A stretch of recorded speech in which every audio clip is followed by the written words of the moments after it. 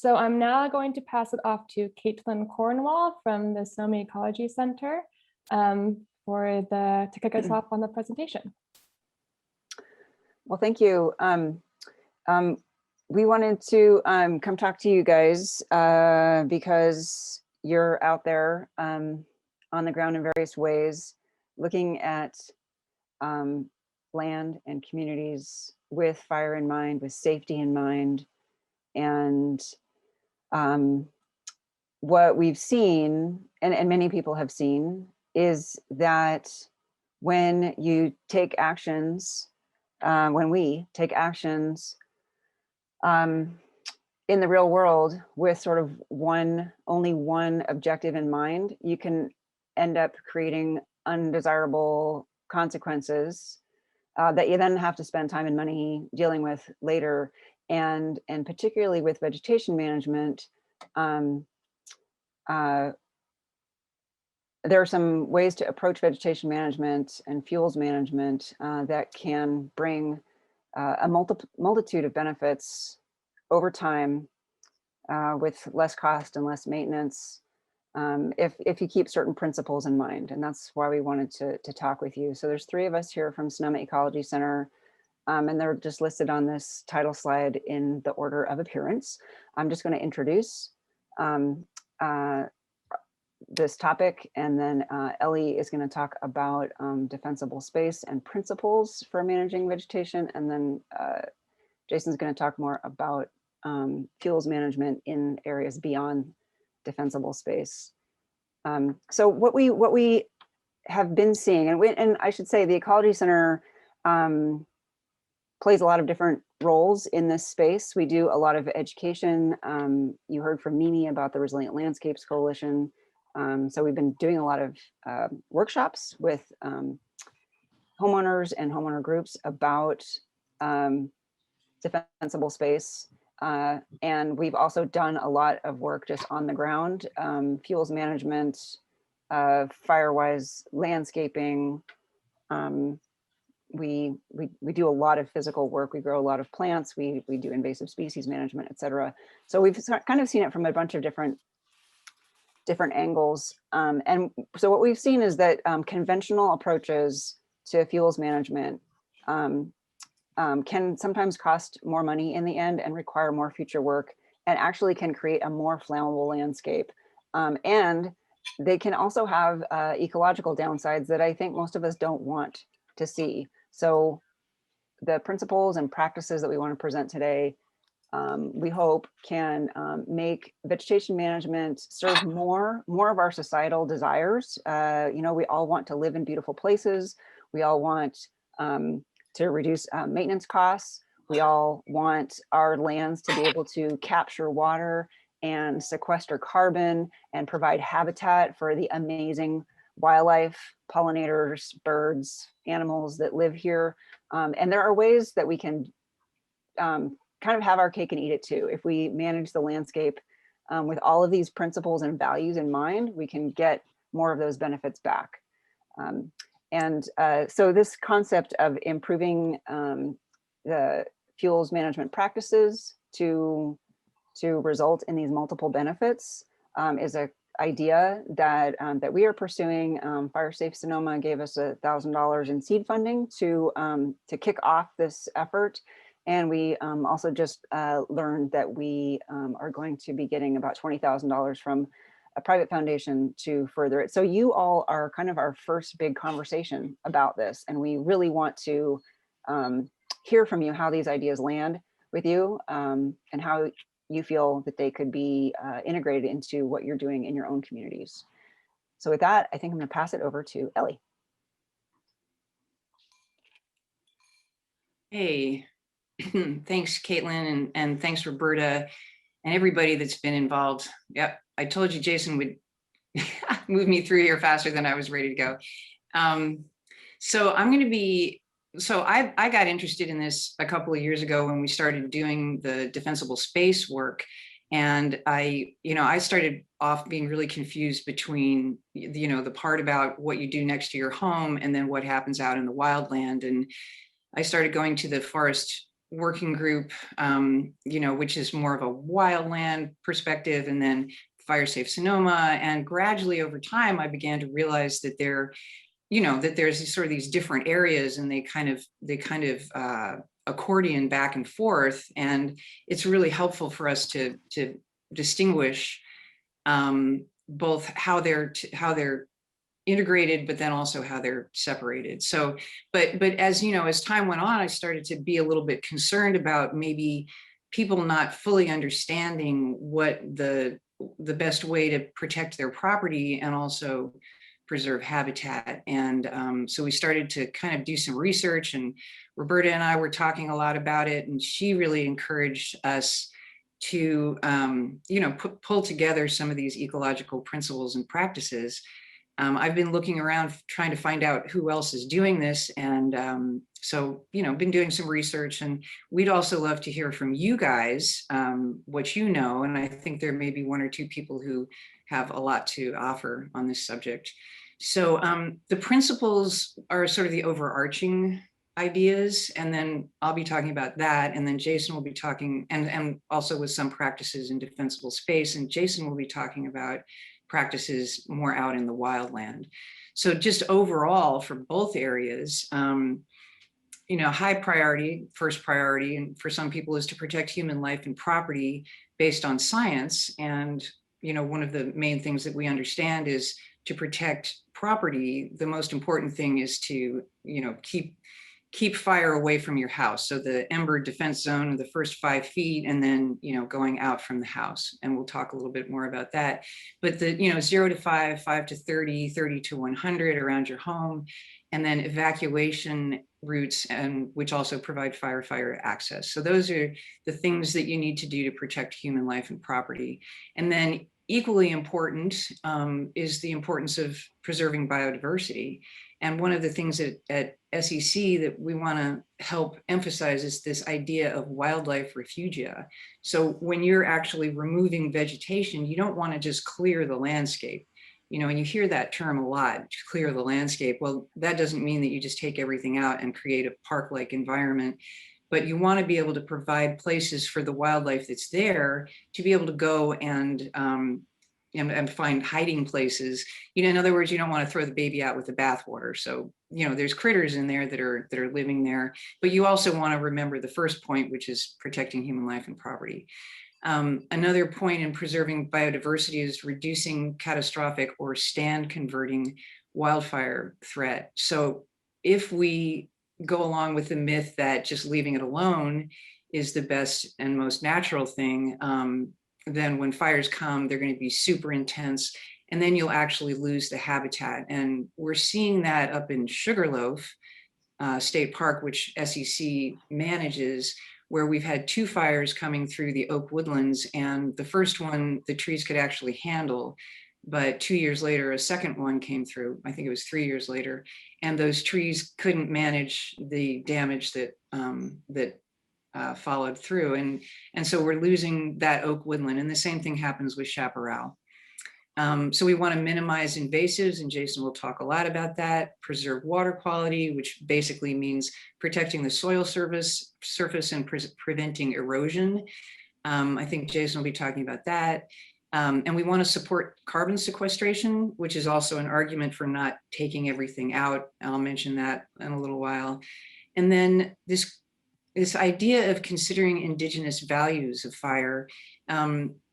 There's a conversation I think is starting to emerge about the difference between cultural fire, which is the indigenous uses of fire, and prescribed burning, which, if it is just taken as the idea of removing fuels, then some of the values that Native Americans had, which were the just understanding that there's an intrinsic value of this habitat for wild animals, and the usefulness of the habitat for people, like for fiber and food and medicines. So I'm learning about that, and there'll be some information about that. I think Kaylin has some links to share on that. So next slide. Okay, so really quickly, some of these principles, harden the home itself. So look at the roofing, the fencing, deck materials, vents. That's really the first thing to do. And then the defensible space, the first 5 feet, 5 to 30, 30 to 100. You start at the house and work out. I've made the mistake of thinking that the fire was coming from outside. I better start from the outside, but embers are the real problem, and they'll land next to your house and catch anything on fire and then start your house on fire. Entry and evacuation routes are important. So after you've looked at the house, then you work on the vegetation beyond the 100-foot defensible space. So after the house and evacuation and entry routes, then you start looking at the area outside. And developing a strategic approach is really important.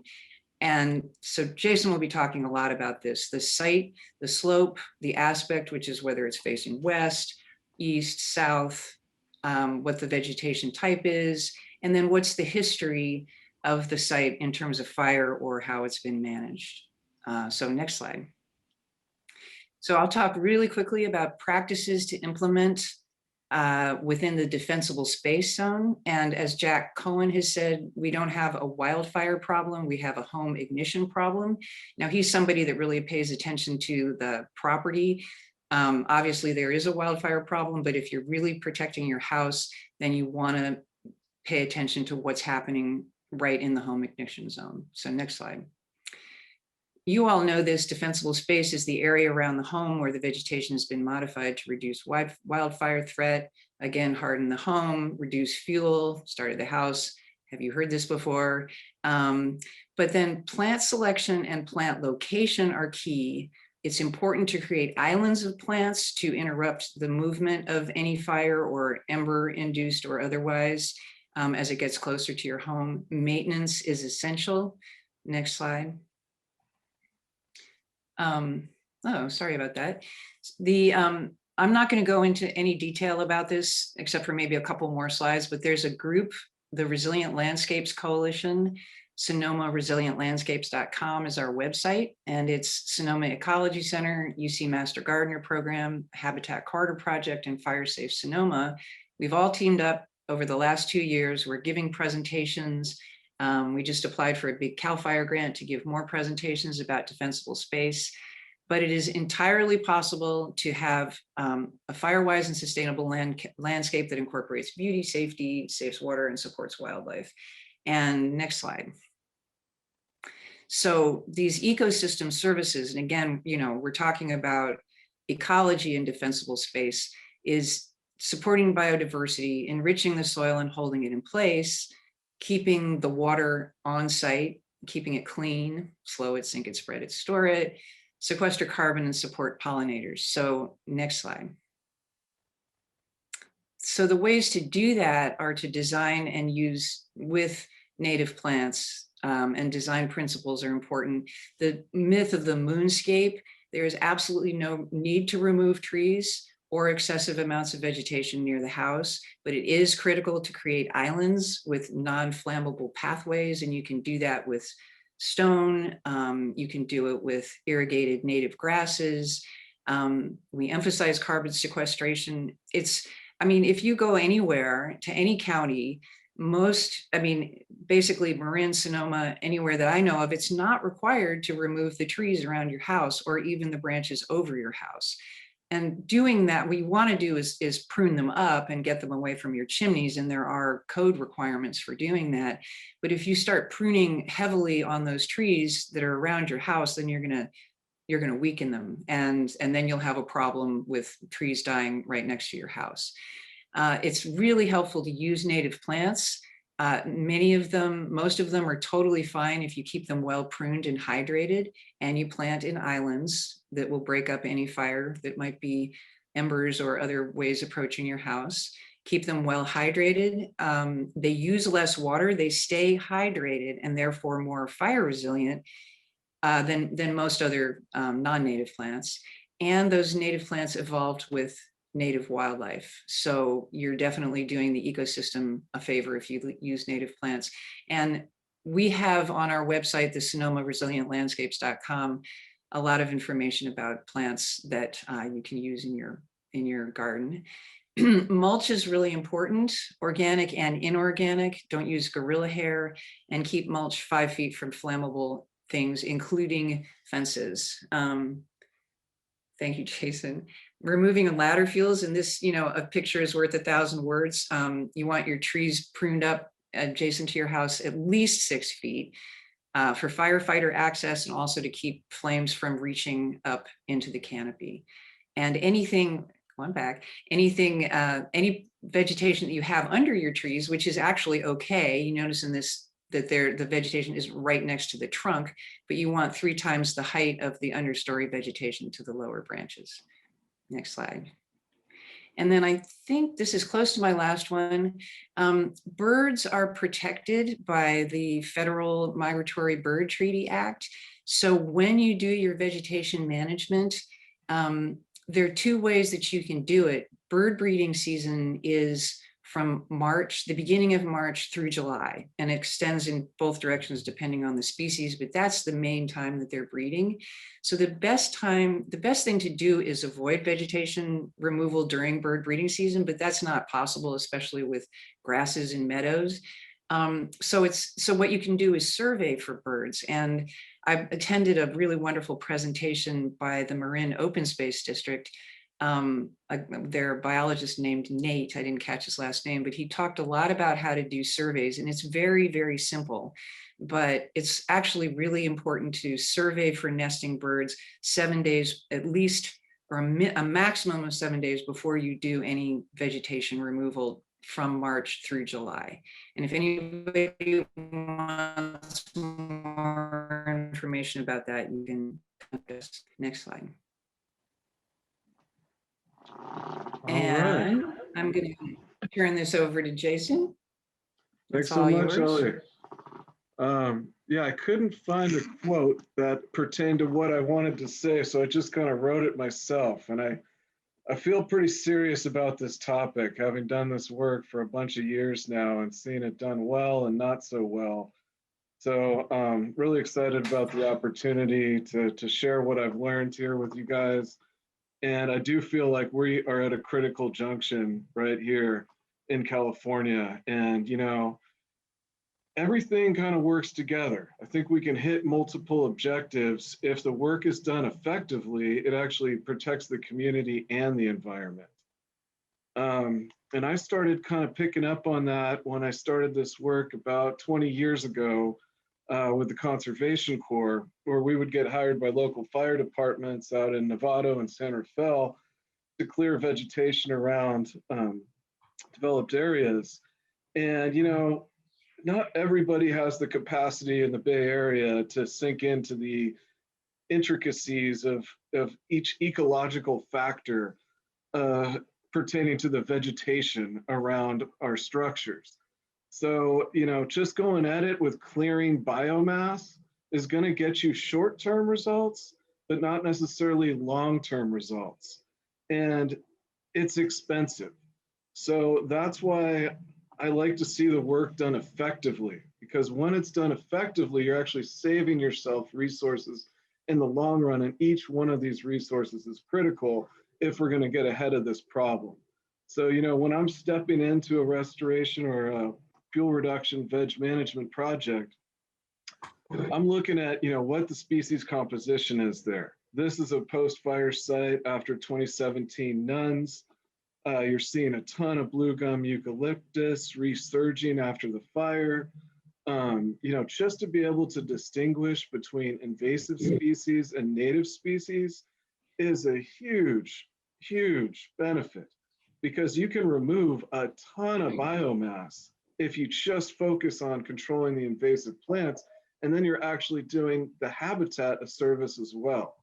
So, that's been my approach over the years, and I've seen it be effective. Now what we're dealing with are these post-fire conditions, which are pretty crazy. I mean, here you have fire ripping through after the nuns. This is pretty typical for any site that has broom on it, which a lot of our wildland urban interfaces do. And, you would think that a fire would reduce fuel loads, but basically what it does is exposes what's going on in that seed bank. And in areas with a history of disturbance, you're having a proliferation of invasive plants. And these invasive plants are fire adapted as well, coming from Mediterranean areas and other parts of the planet. And they're essentially displacing natives already. Then you give them a leg up on reducing the competition after fire, and they really come on strong. And, you know, fire, we're getting away of looking at fire as a disturbance and more of just a natural process on the natural landscape. But, you know, when there are introduced invasive species, that process is no longer natural, and it actually is a disturbance event.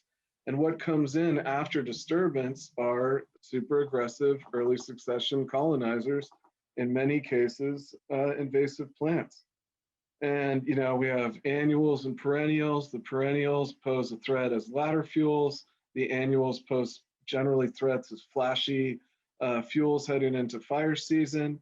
And these invasive species, they form these monotypic stands or monocultures. And that uniform growth is really bad for carrying fire, where it's essentially setting the stage for fire pathways to enter into higher canopy. And, you know, this can be seen on various scales from, you know, introduced annual grasses and thistles up to introduced shrubs like broom. And then you're getting into the big boys here with Australian blue gum eucalyptus. And, you know, these are the stands that took out the Oakland Hills. We've had fires here in the Sonoma Valley, have these blue gum eucalyptus send embers out in wind events for miles, starting spot fires all over the place. So, you know, looking at reducing fuel loads, I'm looking at invasive plants first and foremost. And we did some significant work on eucalyptus up there on the Mill Valley Ridge, and it's a win-win for everybody. It helps the environment and it helps the community. Now, you know, invasive species, they're a beast, and getting on them early is pretty much the key to winning. And unfortunately, that's not done a lot. And these post-fire windows of opportunity are critical to get ahead of the trajectory. If you can get into a post-fire site, you have 2 years to tend to that broom before it sets seed. So that's your window to get in there and affect things. And, you know, when we do jump into an invasive plant management project, you got to have a management plan in place. You don't want to waste energy and waste efforts. You got to look at the life cycles of all these plants. You got to know when the optimal timing is to get in there and treat them if you're going to get ahead of the problem. So here I have kind of a flow chart I use that just kind of helps me out when I'm tending to all my sites out there on, you know, throughout the calendar year, what am I trying to get ahead of? What am I tackling at what time to make every effort as optimal as possible? And then, you know, looking at vegetation, it's not uniform. We have a mix of all sorts of ecological communities. I mean, way more than these 4. But to simplify it down, we have grasslands, we have chaparral, we have oak woodlands, and we have coniferous forest. Each one of those habitats has a different natural fire regime or fire frequency or fire return interval, the fry factor for each one of these things. So, you know, you're looking at each of these ecosystems, and then you're looking at where we put our infrastructure with our roads and buildings, and you probably don't want to put, you know, a home at the top of a steep south-facing slope full of chaparral that's super fire prone. Jumping in now to each type of habitat and how I go about managing those habitats. Grasslands are all over the place. They are really an important ecosystem. They are a really complicated ecosystem.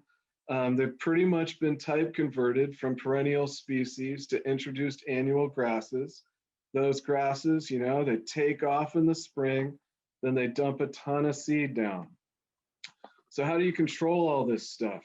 Well, you know, there's basically a lot of different tools in the toolbox. There's targeted mowing, there's grazing, and there's chemical control. And, you know, I try to look at it as putting the right tool to the right use. And each one kind of has their benefits and drawbacks. I mean, mowing, it's expensive, but you can, if you have people out there with plant ID skills, You can nip things in the bud and get them mowed before they set seed.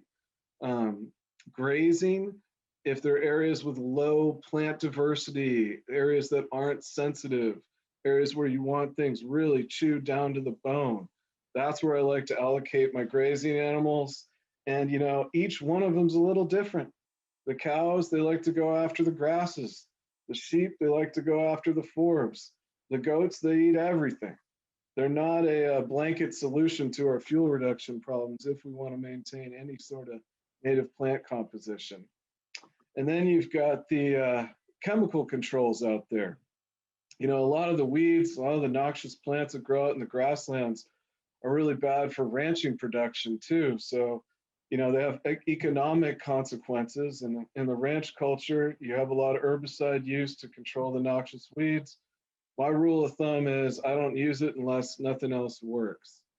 And some of the thistles out there do merit chemical control. Things to consider if you're out there mowing is to, you know, really get the timing down. If you have nothing but a ton of annual grasses, which 99% of California grasslands are made of, you're going to have a ton of, you know, non-native annual grass. All that stuff is going to senesce and die right around now in May, leaving a ton of standing fuel. Now, if you get in there and you mow it right around now, your weed whip is essentially a seed disperser, and you're just spreading invasive seed all over the place. If you wanted to get ahead of that, you could mow it a little earlier, get in there in April and mow when the flowers are out before the seeds have formed, and actually suppress the seed bank.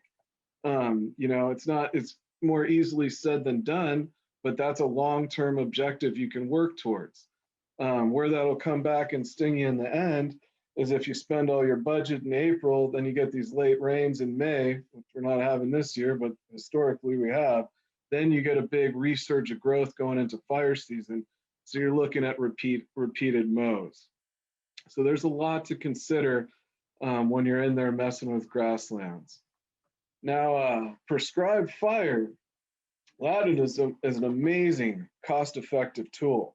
It's not probably the best solution in areas with sensitive developments and more challenging terrain. But if you're trying to cover a lot of acres and you're trying to treat expansive areas of grasslands, prescribed fire is an amazing tool to do that. And you basically have your option of bookending on the fire season. So, ecological burns for our most noxious weeds out there in the grasslands, Medusa head, barbed goat grass, yellow star thistle. All those are best to get your spring burns in right around now, May, late May, sometimes early June. You can get in there, burn a ton of acreage, just cut some breaks. We have Fire Forward. We have the Good Fire Alliance. We have independent burn bosses. We have CAL FIRE support. We have lots of partners coming together to make this happen. It's logistically challenging, but every burn we do makes it that much easier for the next one.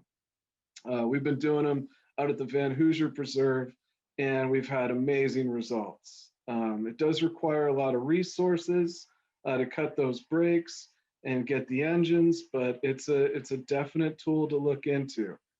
And then you have your fall burns. So the image there on the right is a professor I worked with up at Chico State, and he and I burned acres and acres of grasslands, just the two of us, no resources, no nothing. And you're looking there at the flames coming in and dancing with that oak canopy. After the third rain, once that flame hits that oak tuff under that tree, it just goes out like a cloud of smoke. And we didn't even have to cut any breaks around the fields. Now, the drawback on the fall burn, you're not going to be able to really nip those invasives in the bud, but you're going to clear a lot of the thatch out of the way and kind of open up the template to see what you have out there. And the real benefit to using prescribed fire in California grasslands is it's the main tool that showed to not only decrease invasive plant cover, but actually increase native plant diversity. And here's an image I have to throw in here of some of our amazing biodiversity we have in California. I mean, it's just exquisite. It took, hundreds to millions of years to form, And I feel like we should be doing everything we can to preserve it. Now getting into the chaparral ecosystem, this is one of the more complicated ecosystems out there to manage. I mean, not a lot of plants can exist on steep south-facing slopes with super thin soil just getting hammered by sun.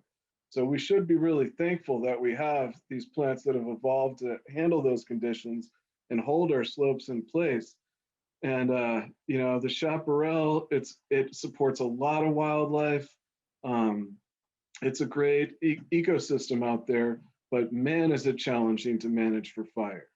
And you know, since it's on those steep slopes, what I kind of recommend doing is coming in and kind of assessing the landscape at large and trying to break up that continuous chaparral veg by forming islands, kind of like what Ellie was talking about in defensible space areas around your home.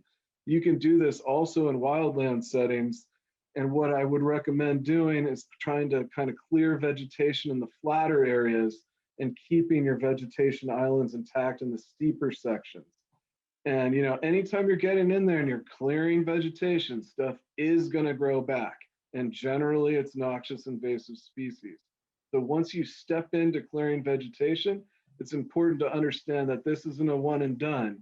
You now have entered into a perpetual maintenance project that you will need to maintain in order for these efforts to be effective. Now we're going to step into the oak woodlands. Now, I like to think of these as our hardwood trees out there, our angiosperms. These are trees with flowers that form fruits and nuts. They came after the conifers. They're much more slower growing. They have broad leaves. They have swirly tissue grain that's harder to combust and ignite. They have thicker bark that can be fire resistant in some cases. The thinner bark species tend to give in to fire and then they all stump sprout. But hardwoods are thought to be more resilient towards fire. Hardwoods provide, you know, a lot of benefits ecologically. They're kind of like the staple of Sonoma wine country. They're getting displaced by Douglas fir, and I'll talk about that in a bit. But our hardwood forests are something that we can work with through creating shaded fuel breaks. So, you know, when you look at a natural mature oak woodland like this, you do see a break between ground cover and canopy. And I took this image up on Jack London State Park. And what you have is a total understory of native fescue. And, you know, that's holding the earth in place, that's filtering groundwater, that's sequestering carbon, that's providing all of these ecological benefits, and also lending itself to this break between ground cover and canopy, becoming less fire prone. Now you have an area like this, which I took doing the surveys for Oakmont, where it's just overgrown, it's a big old tangled mess. Now, do you want to go in there and just start clearing? No, you want to be real systematic about how you clear that vegetation. You want to leave your bigger trees, you want to limb them up, you want to maintain shade. Anytime you're daylighting an oak woodland, you're inviting invasive plant infestation. You're making it harder for those perennial natives to survive in that understory and thrive. And you want those plants to be holding water going into fire season. You can go out, you know, June, July, August, anything that's green, that's what you want out there. And, you know, I see people claiming to be doing shaded fuel breaks and they don't even have a single pole saw. I mean, how are you going to limb up a tree to 10 feet without a pole saw? It isn't done well often, and there's an art to it. One thing that's not good, this also came up in the Oakmont surveys, is to hire somebody to go slash all your woody debris and then throw it down the slope, out of sight, out of mind until the fire comes through, and then it's got a big old launching pad to carry all that wood straight into the canopy, and then you got yourself a crown fire. So, you know, disposing of the material is half the battle. you're looking at either chipping it, you're doing lop and scatter. This is not lop and scatter. Scatter, you're scattering it out on an even level so it can decompose and rot, or you're piling it up for pile burns in the fall. I mean, chipping, it's a ton of labor. Lop and scatter, you save all that. What we try to do is remove all the smaller branches. So anything about 6 inches or less comes out to the road to go get chipped. And all that bigger wood, 6-inch plus, we try to lay it down on the ground just to help it absorb water and fungus and decay. And that's also really important for habitat. You know, dead wood provides habitat too. You don't want to strip it all out of there. And now we're getting into the conifer forest. You know, it's a complex mix. You know, when you're looking at conifers, you're now looking at softwood. So this was the first wood on earth. This is much softer. This is full of saps and resins. They're very ignitable for the most part. If you're looking at gray pine, knobcone pine, Douglas fir. And then you get redwoods, kind of the exception to the rule, more fire resistant, full of tannins, thick bark, bounces back really well after fire. Doug fir, not so much. Doug fir, it's the one native out there that gets hammered by fire.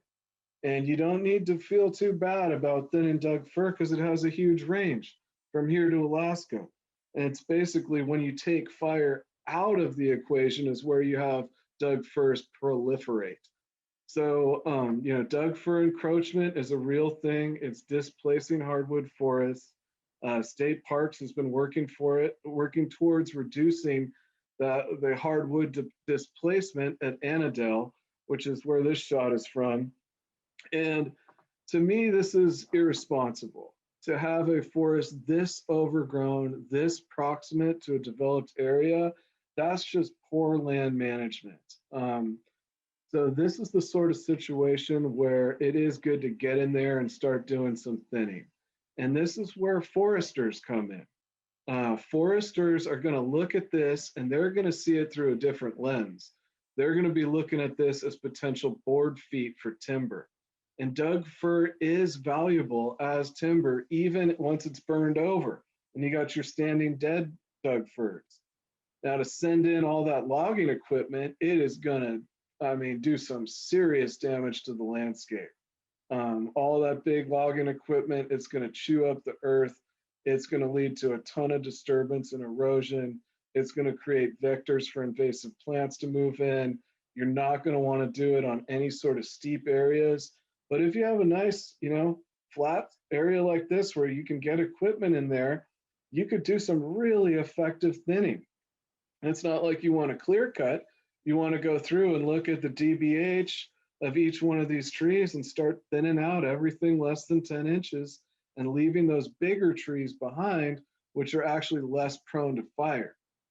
So that's something good that can be done, you know. And within these conifer forests, you have very few invasive plants. Basically, not a lot of things can hang in the high acidity and heavy shade besides English ivy. So that's a good thing to go after. And then I think, you know, selective thinning to promote the hardwoods. That's what we did out in Napa when we thinned 25 acres of ridgeline forest there. And, you know, there were sensitive, rare native species in there. The Napa false indigo bush, there was a ton of them in the understory. You send out some random tree, you know, fuel reduction crew, they're going to nail all that stuff. We're able to work around it. We're able to save species and diversity, lower fuel threats, and tend to our forests. And that's going to be really important. We're going to have to get ahead of this and start doing it right if we want to win in the end.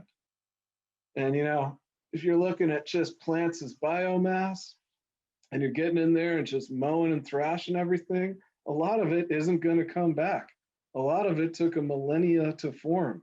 I mean, you're looking at this shot I got here out in Oakmont. You got maidenhair fern, wood fern, snowberry, sweet cicely, all these little forbs from different plant families. They're all working together to create, you know, an ecological community. They have mycorrhizal connections storing tons of fungal networks underground, sequestering carbon. And once they're gone, they're really hard to reestablish. So they're also, a benefit to slowing fire. These are the plants that are going to be holding water through fire season. I went out to assess some of the riparian veg, which I left out of this presentation because people should really not be going in there. It's all considered sensitive habitat. But it was great to hear, Paul Lowenthal with the city of Santa Rosa say, hey, you know what? We actually like our riparian forests because they slow the burn. They give us a wet area where we can buy us some time to get in there and set up. That's when they're not on super steep slopes carrying fire at a faster rate. But yeah, I mean, riparian forests, they're critical too, and managing them effectively is a whole nother ballgame. I'll save for another time. But what I do want to put out there is, the way we're going to get ahead of this is by working together. And, you look at broom, it seems insurmountable until you actually go out there and start pulling it and find out it's got a 2 to 3 inch root and it pops out like butter in the rainy season, and you can clear about a half an acre with one person. I mean, that's a way to get ahead of it. Here, this is post-fire nuns on the SDC along Sonoma Creek, working with volunteers. We cleared several acres and we pretty much knocked it out. We saved all that habitat. If we hadn't got in there, you're looking at a 15-foot continuous stand of broom a la Fountain Grove, where if fire gets back into that area, it's going to carry the heat so high into that oak canopy, you're going to start having stand displacement. And I think those oaks are only going to have so much energy before we start losing them. And it's going to become an epidemic through Central California. And then, looking at what you can do around your home. So kind of stemming from where Ellie left off at that 100-foot perimeter. Now you're looking at working out towards the wildlands. This is something else I picked up over in Oakmont. On the left here, you have a nice live oak section right there, but then you have a bunch of ladder fuels and non-native oleander stacked all underneath those oaks for privacy screening. Now there's no break between understory and overstory. It's basically a big old fire ladder that's going to erupt. And then you look over on the right here, we already know, our knob cone pines are the most flammable ecosystem we have here in Sonoma County. Now we're going to go plant a bunch of junipers and cypress around our house and kind of invite fire. We have to be smarter about the plants we're choosing the landscape with. And that brings a close to my presentation here. So Hey, thanks. Oh, Caitlin, you want to go ahead? we just wanted to leave you with some more information resources. We already referred to Resilient Landscapes Coalition, and then the Tribal Eco Restoration Alliance is a indigenous-led nonprofit that is putting a lot of these principles into practice and including the many cultural benefits of prescribed fire, for example, that Ellie referred to. And these are just other brilliant sources of information and inspiration that we would urge you to check out. And thanks, whoever is putting all those links in the chat. That's probably Kaylin. So I think we're done. Thank you for listening, and we hope that we've spurred you to think a little differently about the fire prevention and preparedness work that you're doing. Yeah, thank you guys for the presentation. I'm going to jump in here real quick. And Jason, it was asked if you could share that chart you had of when the best months are to attack various plants. Is that something you can share with the group quickly in the chat? Or if not, maybe we can provide it to folks later, because I actually found that pretty useful as well. And then with that said, I just want to share for the group, a lot of what you're seeing come out of Fire Safe Sonoma, particularly in this specific area of work, evolved, I think, out of my ignorance with a lot of this stuff. I'm a firefighter from way back when, and I was in that group of you hack and slack, get it out of there, make the defensible space. And when I started learning more about this, talking to the Sonoma Ecology Center folks and foresters and people who know this stuff about the right way to do it, you know, there was a time I didn't know there was a best time of year to get rid of Scotch broom. You know, it's just like, well, it's there, you take it out. So as I learned more, I figured, you know, if I'm learning all this, I'm probably not unique. I need to share this with folks like me who need to know this stuff. And that's part of the passion that I have with getting this information out there to share with you guys. So thank you guys for a great presentation. Really appreciate it. And once again, I learned more just watching this. So this is amazing. Thank you, thank you, thank you. So with that, I'm going to turn it over to Kaylin and let us get going on the breakout rooms. I think we're still doing that, so that'll be cool.